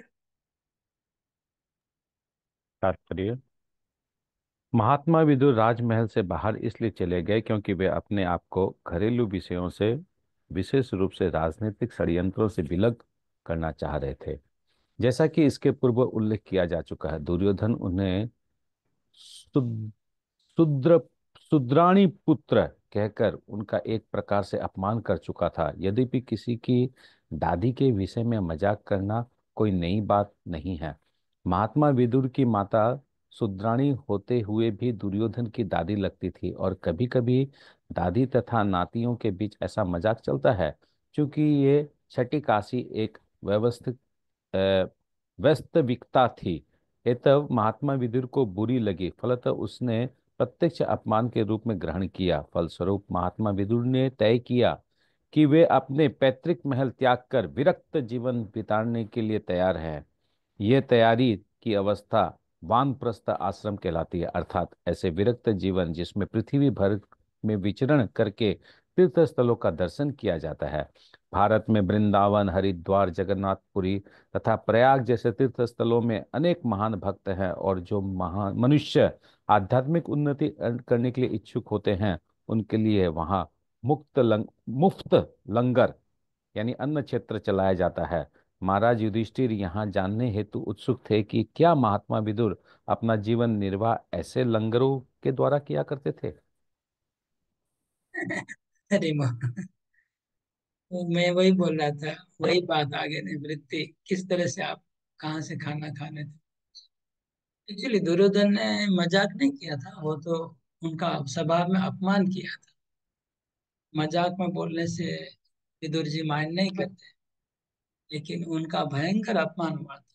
बहुत कुछ बोला दुर्योधन, बहुत कुछ बोला। विदुर जी को बहुत आघात लगा और चले गए। तो लंगर में खाना, मतलब कोई धाम में जाएंगे तो अलग अलग ऑप्शन है। एक तो लंगर में अन्न छत्रों में खाना खा सकते हैं, या भिक्षा लेके खा सकते हैं। इसका उत्तर यहाँ नहीं आएगा, खाली क्वेश्चन रह गया बस। 10 नंबर श्लोक बहुत इंपॉर्टेंट है और मेमोरी श्लोक है, याद करने का है। 10 नंबर श्लोक। भवद्विधा भागवता तीर्थिभूता स्वयं विभो तीर्थीकुर्वन्ति तीर्थानि स्वान्तस्तेन गदावृता। भवद्विधा भागवता तीर्थभूता स्वयं विभो तीर्थीकुर्वन्ति तीर्थानि स्वान्तस्तेन गदावृता। हे प्रभु, आप जैसे भक्त निश्चय ही साक्षात तीर्थ स्थान होते हैं, क्योंकि आप श्री भगवान को अपने हृदय में धारण किए रहते हैं। हे तब आप समस्त स्थानों को तीर्थ स्थानों में परिणित कर देते हैं। तात्पर्य। श्री भगवान अपनी विभिन्न शक्तियों के कारण सर्वव्यापी है। जिस प्रकार बिजली सर्वत्र फैली रहती है, श्री भगवान की सर्वव्यापक का अनुभव तथा उनका प्राकट्य उसी प्रकार महान विदुर जैसे अन्य अनन्य भक्त द्वारा किया जाता है। जिस प्रकार बिजली के बल्ब में बिजली प्रकट होती है, महात्मा विदुर जैसे शुद्ध भक्त श्री भगवान की उपस्थिति को सर्वत्र अनुभव करता था। वह प्रत्येक वस्तु को श्री भगवान की शक्ति में देखता था, और श्री भगवान को प्रत्येक वस्तु में। भगवान पर जितने भी पवित्र स्थान हैं, वे श्री भगवान के अनन्य भक्तों की उपस्थिति से परिपूरित वातावरण द्वारा मनुष्य की दूषित चेतना को शुद्ध बनाने के निमित्त था। यदि कोई इस पवित्र स्थानों में जाता है, तो उसे चाहिए कि वहां रहने वाले शुद्ध भक्तों को खोजे, उनसे शिक्षा ग्रहण करे, उस शिक्षा को व्यवहारिक जीवन में उतारे, और इस प्रकार धीरे धीरे अपने आप को मोक्ष के लिए या भगवत धाम वापस जाने के हेतु तैयार करे। किसी पवित्र स्थान में जाने का अर्थ है मात्र गंगा या जमुना नदी में स्नान करना नहीं है, या उन स्थानों में मंदिरों का दर्शन करना नहीं है। उसे महात्मा विदुर जैसे प्रतिनिधियों को ढूंढना चाहिए, जिन्हें श्री भगवान की सेवा करने के अतिरिक्त जीवन के अन्य और कोई आकांक्षा नहीं होती। श्री भगवान सदा से एक शुद्ध भक्तों के साथ श्री भगवान सदा से ऐसे शुद्ध भक्तों के साथ रहते हैं, क्योंकि उनकी अनन्य सेवा सकाम कर्म या व्यर्थ चिंतन से किसी प्रकार प्रभावित नहीं होती। वे श्री भगवान की वास्तविक सेवा में विशेष रूप से श्रवण तथा कीर्तन के माध्यम से संलग्न रहते हैं।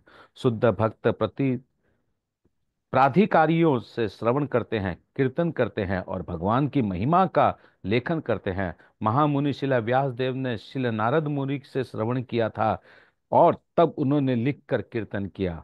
शिला सुखदेव गोस्वामी ने अपने पिता के शिक्षा ग्रहण की और परीक्षित से उसका वर्णन किया। श्रीमद् भागवतम की यही विधि है। इस प्रकार से भगवान के शुद्ध भक्त अपने कार्यों से किसी भी स्थान के तीर्थ स्थल में बदल सकते हैं और तीर्थ स्थल का महत्व उन्हीं के कारण होता है। ऐसे शुद्ध भक्त किसी भी स्थान में के दूषित वातावरण को शुद्ध करने में समर्थ होते हैं, तो ऐसे पवित्र स्थान को तो बात ही क्या।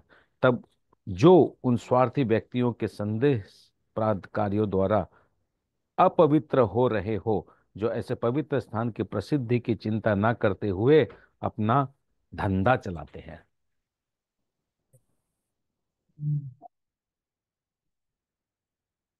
Your devotees are able to rectify the polluted atmosphere of the place, or to speak of holy place rendered unholy by the questionable actions of interested persons who try to adopt a professional life at the cost of reputation of holy place.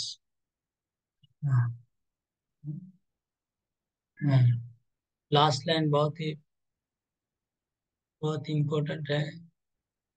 रूपा जी बोल रहे हैं कि शुद्ध भक्त लोग, मतलब तीर्थ धाम धाम को कई लोग कंटेमिनेट कर दे रहे हैं,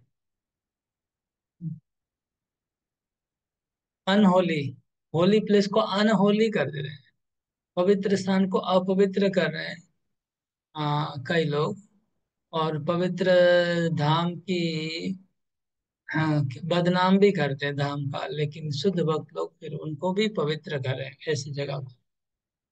इस श्लोक का अर्थ देख लीजिए, श्लोक क्योंकि याद करना है, समझ जाएंगे तो अच्छा होगा। लिखा है भगवद विधा भागवता तीर्थ भूता स्वयं विभो तीर्थी कुर्वन्ति तीर्थानि स्वान्तस्तेन गदावृता। भगत भगवद विधा भागवता, युधिष्ठिर महाराज विदुर जी को बोलते कि पहले तो उन्होंने पूछा आपने कौन से तीर्थ में गए, कौन सा वृत्ति अपनाया। अभी युधिष्ठिर महाराज बोले कि एक्चुअली आपको तो तीर्थों का दर्शन करने के लिए आप नहीं गए, आपको तो दर्शन करने की कोई जरूरत नहीं है, आप नहाने के लिए नहीं गए, आप पवित्र होने के लिए नहीं गए। क्यों गए अभी बता रहे हैं।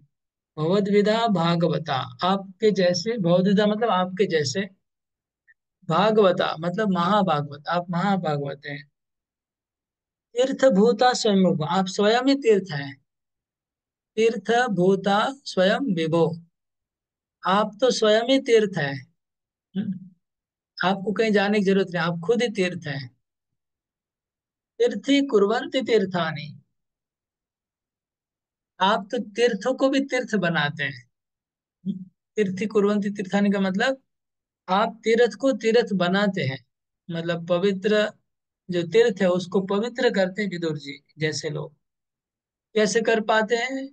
क्योंकि स्वांतस्थे न गदावृता, क्योंकि आपके हृदय में, आपके अंतर में स्वयं भगवान कृष्ण और नारायण आपके अंतर में विराजमान है।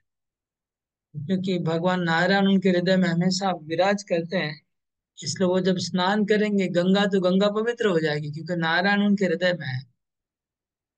नारायण को और कृष्ण को अपने हृदय में लेके चारों तरफ घूम रहे हैं, तो जहां जहां वो जाएंगे वो जगह पवित्र हो जाएगी।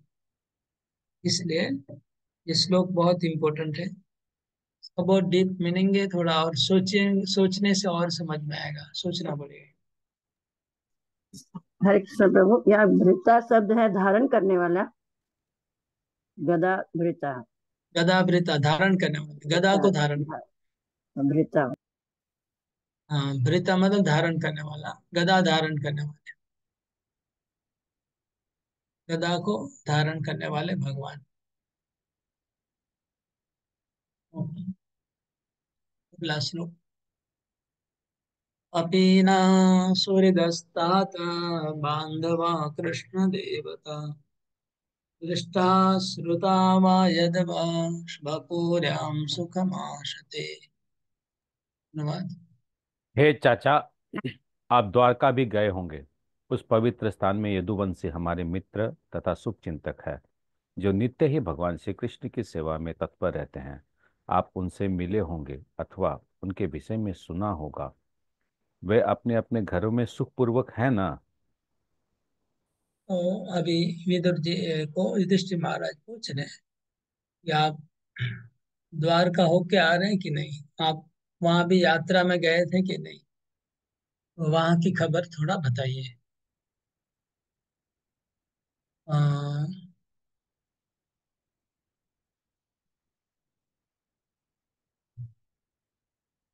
पढ़िए, तात्पर्य पढ़िए।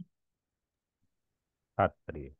यहाँ पर प्रत्येक विशिष्ट शब्द श्री कृष्ण देवता महत्वपूर्ण है। इसका अर्थ यह है जो सदैव भगवान श्री कृष्ण की सेवा में संलग्न रहते हैं।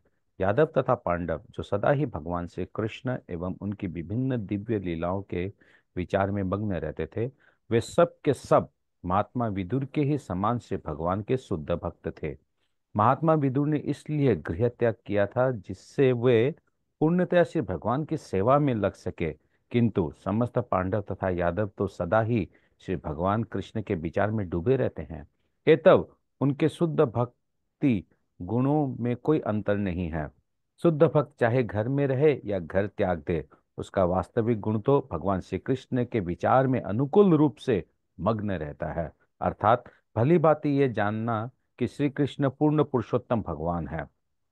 यदि भी कंस, जरासंध, शिशुपाल तथा उन्हीं जैसे अन्य असुर भी भगवान श्री कृष्ण के विचार में सदैव निमग्न रहते थे, किंतु वे भिन्न प्रकार से अर्थात प्रतिकूल होकर निमग्न रहते थे या उन्हें केवल शक्तिशाली मनुष्य मानते थे। एतव कंस तथा शिशुपाल को शुद्ध भक्तों का वो पद प्राप्त नहीं है जो महात्मा विदुर, पांडवों तथा यादवों जैसे शुद्ध भक्तों को प्राप्त है। महाराज युधिष्ठिर भी भगवान श्री कृष्ण तथा उनके द्वारिका के पार्षदों के विचार से सदैव निमग्न रहा करते थे, अन्यथा वे महात्मा विदुर से उन सब के विषय में न पूछते। एतब महाराज युधिष्ठिर विश्व के राज्य के विषयों में लगे रहकर भी महात्मा विदुर के समान भक्ति पद पर स्थित थे। हरे कृष्णा। यहाँ पर अगला श्लोक पढ़ के फिर बताऊंगा। इत्युक्तो धर्मराजेन सर्वं तत्समवर्ण्य यथानुभूतं क्रमशः विना यदुकुलक्षयम्। महाराज युधिष्ठिर द्वारा इस प्रकार पूछे जाने पर महात्मा विदुर ने क्रमश सब कुछ कह सुनाया जिसका उन्होंने स्वयं अनुभव किया था। केवल यदुवंश के विनाश की बात उन्होंने नहीं कही। तो यहाँ पर थोड़ा सा मेरे को डाउट था, उसका यहाँ पर थोड़ा समाधान हो रहा है कि आ, विदुर जी जब यात्रा में थे, तीर्थ यात्रा में, तो उनका उद्धव से मुलाकात हुआ था और उद्धव जी ने विदुर जी को बताया कि यादव कुल का नाश हो गया है। हम्म? विदुर जी ने सुना है, कहाँ पर? वृंदावन में ऑलरेडी सुना है। और यहाँ पर जैसे ही पांडवों को पता चला, पांडव तुरंत प्रस्थान महाप्रयाण कर लिए। तो फिर मैं सोचा विदुर जी का मुलाकात कब हुआ? अगर विदुर जी का वहां उद्धव जी से मुलाकात हुआ, यहाँ पर पांडवों को अर्जुन ने बताया कि कृष्ण चले गए, तुरंत पांडव लोग वहां प्रस्थान कर गए। ऐसा लग रहा है इसके बीच में मुलाकात हुआ है, मतलब यादव कुल का नाश हो चुका है और अर्जुन अभी आने वाले हैं हस्तिनापुर, और इधर विदुर जी उसके पहले आ जाते हैं। ऐसा लग रहा है अर्जुन के पहले विदुर जी आए, क्योंकि अर्जुन ने आके पांडवों को बताया कि कृष्ण चले गए, और वो सुन के ही युधिष्ठिर महाराज चले जाते हैं। महाप्राण वो नेक्स्ट अध्याय में आएगा लगता है, महाप्राण का चैप्टर। तो फिर ऐसा लगता है कि विदुर जी थोड़ा पहले आए, इसलिए अभी तक युधिष्ठिर महाराज को पता नहीं है यादवों का विनाश होने का। तो उसका मतलब पांडवों का प्रयाण के पहले आ, धृतराष्ट्र, गांधारी और कुंती, ये तीनों का पहले हो गया महाप्रयाण, फिर पांडवों का महाप्रयाण हुआ। सिंपल से ऐसा है। ननु अप्रियम दुर्विषहम नृणाम स्वयमुपस्थितम नावेदयेत् स करुणो दुःखितां द्रष्टुमक्षमः।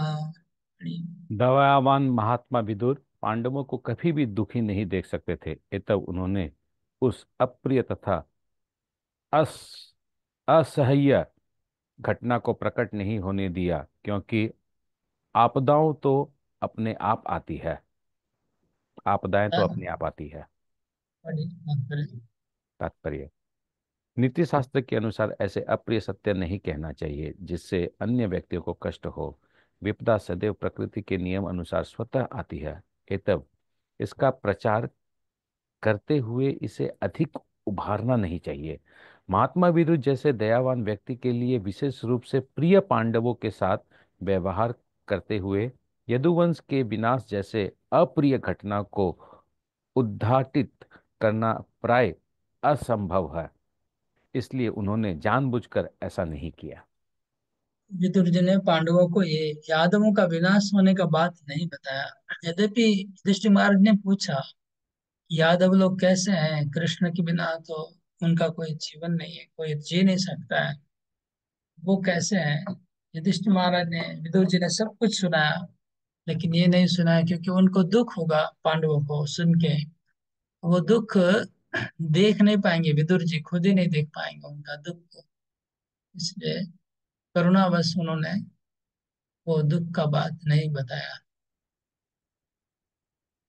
कश्चित् कालम् अथावात्सित् सत्कृतो देववत्सुकम् भ्रातुर्ज्येष्ठस्य श्रेयस्कृत् सर्वेषां सुखमावह।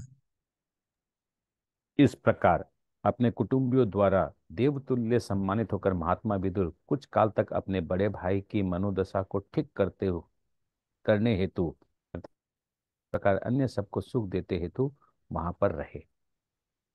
हाँ, तात्पर्य।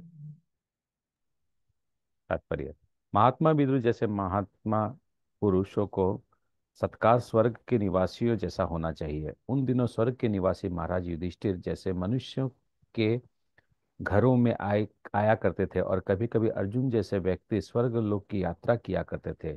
श्री नारद मुनि तो ऐसे अंतरिक्ष यात्री थे जो निर्विघ्नता से न केवल भौतिक ब्रह्मांडों में अपितु आध्यात्मिक लोकों में भी विचरण किया करते थे। श्री नारद मुनि भी महाराज युधिष्ठिर के महलों में आते जाते थे और फिर अन्य देवताओं के विषय में कहना ही क्या, संबंधित मनुष्यों की आध्यात्मिक संस्कृति से भी विभिन्न लोकों में विभिन्न लोकों के मध्य इसी शरीर से यात्रा कर पाना संभव है। हेतव महाराज युधिष्ठिर ने महात्मा विदुर का वैसा ही सत्कार किया जैसे देवताओं का किया जाता है। महात्मा विदुर पूर्व में ही वानप्रस्थ जीवन स्वीकार कर चुके हैं, अतः वे अपने पैतृक महल में कभी कोई भौतिक सुख भोगने नहीं आए थे। उन्होंने अपनी कृपा से ही महाराज युधिष्ठिर द्वारा अर्पित सेवा भाव का स्वीकार किया, लेकिन उस महल में रहने का एकमात्र उद्देश्य अपने बड़े भाई महाराज धृतराष्ट्र का उद्धार करना था, जो सांसार सांसारिकता में अत्यधिक आसक्त थे। महाराज धृतराष्ट्र ने महाराज युधिष्ठिर से युद्ध करके अपना संपूर्ण राजपाट तथा समस्त वंशज खो दिए थे, तो भी अपने असहाय अवस्था के कारण वे महाराज युधिष्ठिर का दान तथा आतिथ्य ग्रहण करने में लज्जा का अनुभव नहीं कर रहे थे। महाराज युधिष्ठिर के लिए ये बिल्कुल उचित था कि वे अपने ताऊ को समुचित ढंग से रख रखें, किंतु इस प्रकार का भव्य अतिथि महाराज धृतराष्ट्र के लिए स्वीकार करना उचित नहीं था। उन्होंने इसे स्वीकार कर रखा था क्योंकि उन्होंने सोचा कि अन्य कोई विकल्प ही नहीं है। महात्मा विदुर वहां पर विशेष रूप से महाराज धृतराष्ट्र को प्रबुद्ध करने तथा उन्हें उच्चतर आध्यात्मिक अनुभूति प्राप्त कराने के उद्देश्य से ही आए थे। प्रबुद्ध व्यक्तियों का ये कर्तव्य है कि वे पतित आत्माओं का उद्धार करें और महात्मा विदुर उसी उद्देश्य से आए थे। किंतु आध्यात्मिक प्रबोध की बातें इतनी सुहावनी होती है कि जब महात्मा विदुर महाराज धृतराष्ट्र को उपदेश दे रहे थे, तब परिवार के समस्त सदस्य उनकी ओर आकृष्ट हो गए और सबने धैर्यपूर्वक उनकी बातें सुनने का आनंद अनुभव किया। आध्यात्मिक अनुभूति की यही विधि है। संदेश को ध्यान पूर्वक सुनना चाहिए और यदि किसी अनुभूत व्यक्ति द्वारा यह संदेश दिया जाता है तो ये बद्ध जीव के सुप्त हृदय पर प्रभाव डालता है और निरंतर श्रवण करते रहने से मनुष्य आत्म साक्षात्कार की पूर्ण अवस्था को प्राप्त कर सकता है। हरे कृष्णा।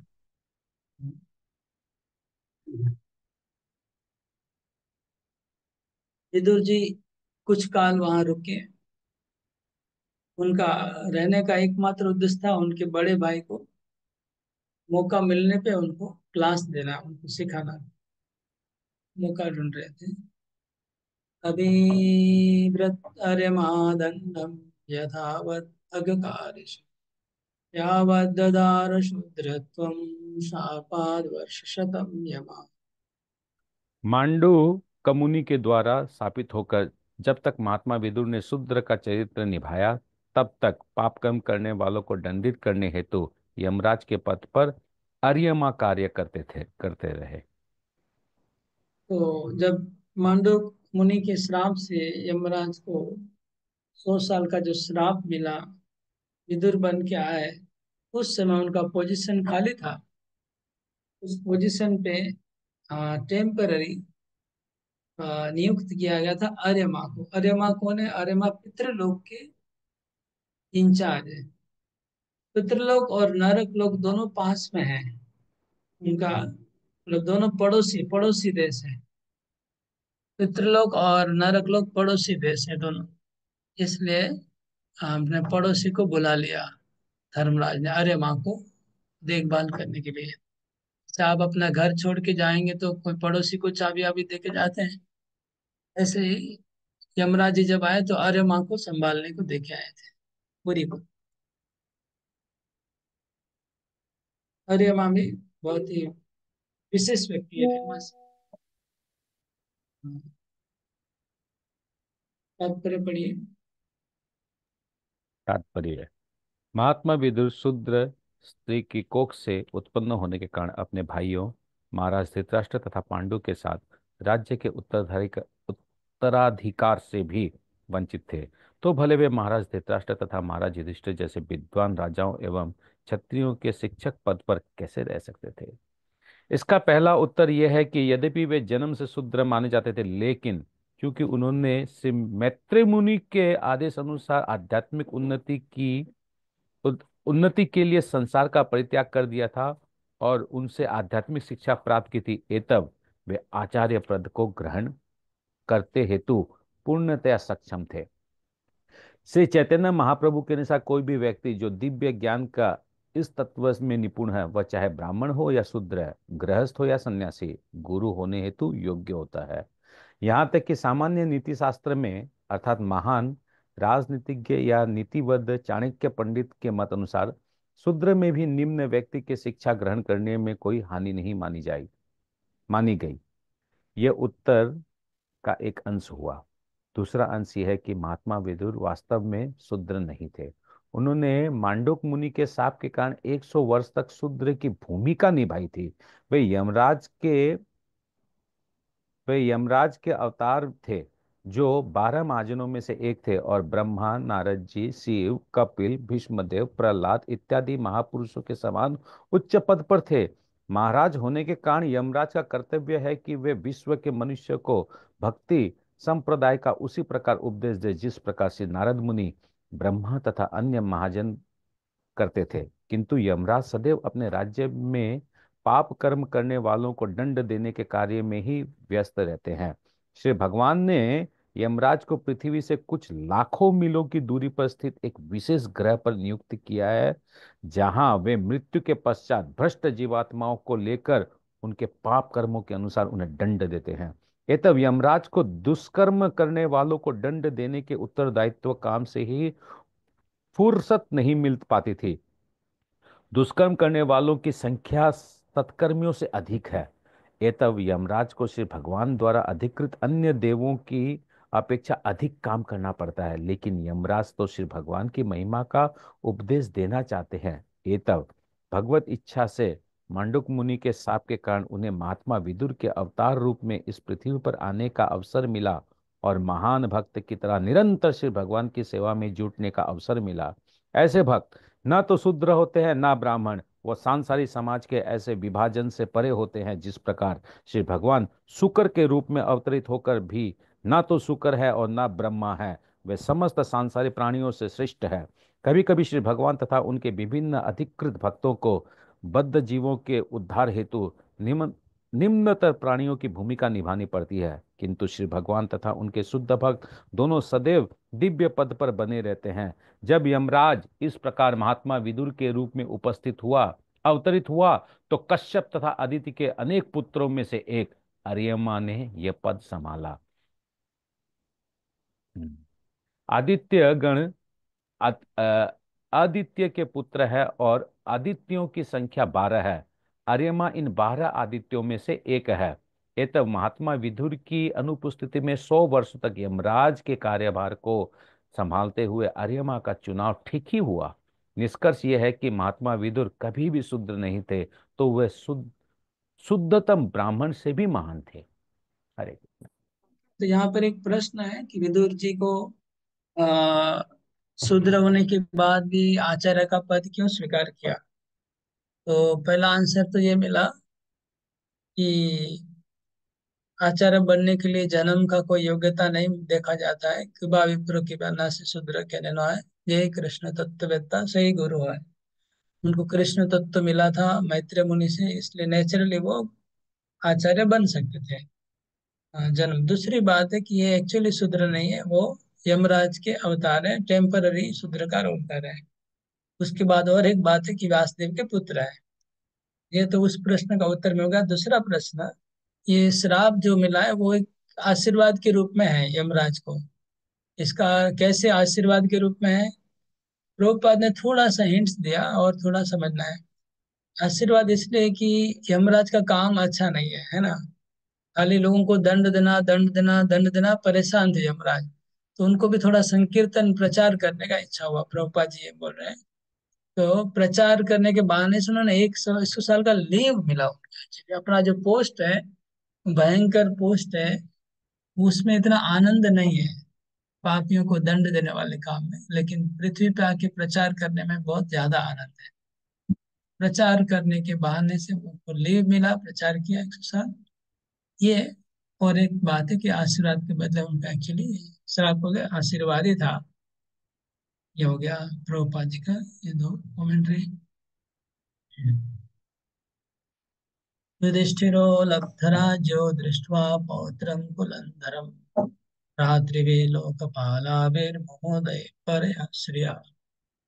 अपना राज्य वापस पाकर तथा एक ऐसे पुत्र का जन्म देकर जो उनके परिवार की प्रशंत परंपरा को आगे चलाने में सक्षम था, महाराज युधिष्ठिर ने शांतिपूर्वक शासन चलाया और उन छोटे भाइयों के सहयोग से, जो सारे के सारे जनसाधारण के कुशल प्रशासक थे, असाधारण ऐश्वर्य का भोग किया। तात्पर्य, तात्पर्य, महाराज युधिष्ठिर तथा अर्जुन दोनों ही कुरुक्षेत्र युद्ध के शुरू होने के दिन से ही अप्रसन्न थे, किंतु युद्ध से स्वजनों को मारने की अनिच्छा होते हुए भी उन्हें उसे कर्तव्य समझकर करना पड़ा था, क्योंकि भगवान श्री कृष्ण की परम इच्छा से ऐसी योजना की गई थी। युद्ध के अंत में महाराज युधिष्ठिर ऐसे सामूहिक संहार से दुखी थे। इस एक प्रकार पांडवों के उपरांत कुरुवंश को चलाने वाला कोई नहीं था। यदि एकमात्र आशा शेष थी तो वो पुत्र वधु उत्तरा की कोख में स्थित बालक था, और उस पर भी अश्वत्थामा ने हमला कर दिया था, किंतु श्री भगवान की कृपा से वो बालक बच गया था। ये तब सभी उपद्रवों को शांत होने तथा राज्य में शांति स्थापित होने पर और एकमात्र बचे हुए बालक परीक्षित को देखकर युधिष्ठिर संतुष्ट थे, और क्षणिक और भ्रांत करने वाले भौतिक सुख के प्रति आकर्षण न होने पर भी मानव होने के कारण उन्हें कुछ चैन मिला था। ओके। मुमुदे परया श्रिया, ये जो शब्द है मुमुदे परया श्रिया मतलब आनंद प्राप्त हुए। कौन? युधिष्ठिर महाराज। सारा जीवन तो पाप मतलब दुख में बीता है, लेकिन अभी थोड़ा आनंद हुआ। उनको लगा कि एक पौत्र अच्छा मिला है जो आगे जाके हमारा राज्य संभालेगा अच्छे से, धर्म की स्थापना होगी, कृष्ण का प्रचार होगा। उनके मन में शांति हुआ। श्लोक नंबर 17 से 18 से श्लोक नंबर अभी प्रीचिंग शुरू हो रहा है युधिष्ठिर महाराज का। एक एक पॉइंट आप लोग ध्यान रखिएगा क्या क्या बोला जा रहा है। श्लोक नंबर 18, विदुरस्तदभिप्रेत्न, अभी 17 नंबर है, और बीच में एक और है। एवं गृहेषु शक्तानां प्रमत्तानां तदीयया अत्यक्रामत् अविज्ञात कालः परमदुस्तरः। जो मनुष्य घरेलू विषयों के अत्यधिक लिप्त रहते हैं और उन्हीं के विचारों में मग्न रहते हैं, उन्हें दुस्तर सनातन काल अनजाने ही घर दबोचते हैं। घर दबोच लेता है। तो काल ने घर दबोच लिया, ऐसा लिखा है। एवं ग्रहेषु शक्तानां प्रमत्तानां तदिहया। जैसे युधिष्ठिर महाराज आनंदित हुए, अभी इतना जीवन कष्ट पाने के बाद थोड़ा सा आनंद मिला, और उसी समय निरानंद का संवाद भी आ गया। जैसे कोई आदमी जीवन भर बिल्डिंग बनाए, बिल्डिंग बनाए, बिल्डिंग बनाए, और बिल्डिंग बन के रेडी हुआ, तब तक बीमारी आ गया, मरने का समय आ गया, तो भोग ही नहीं कर पाए। ऐसा होता है ना, कई बार होता है। तो ऐसे युधिष्ठिर महाराज, वो एक्चुअली हम लोग को शिक्षा देने के लिए बोले, युधिष्ठिर महाराज का तो बात ही अलग है। लेकिन पिछले श्लोक में लिखा कि आनंद में आ गए, और इसमें लिखा है कि इसी प्रकार ग्रह में आज तक लोगों को काल आकर के घर दबोच लेता है। तो काल आ गया। विदुर ने देखा कि काल आ चुका है, सबका जाने का समय आ चुका है। परम दुस्तर, काल कैसा है? परम दुस्तर। इसको काल को कोई टाल नहीं सकता है। और कैसा है? अविज्ञात है, मतलब दिखता नहीं है। काल इनविजिबल है।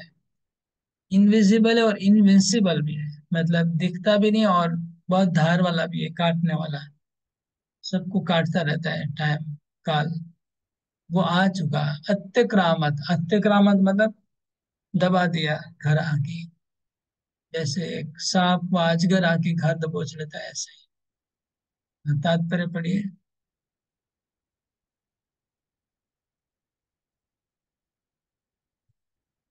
क्या हुआ प्रभु जी? बीच बीच में ही मैं देखा हूँ छोड़ के चले जा रहे हैं। मतलब माता ही पढ़िए। मैं अब सुखी हूँ। अब सब कुछ ठीक ठाक है। मेरे पास बैंक में प्रचुर धन है। अब मैं अपने लड़कों को काफी जागीर दे सकता हूँ। अब मैं सफल हूँ। ये भिखारी सन्यासी ईश्वर पर आश्रित तो रहते हैं, किंतु वे मेरे सामने हाथ फैलाते आते हैं। अतएव मैं परमेश्वर से भी बढ़कर हूँ।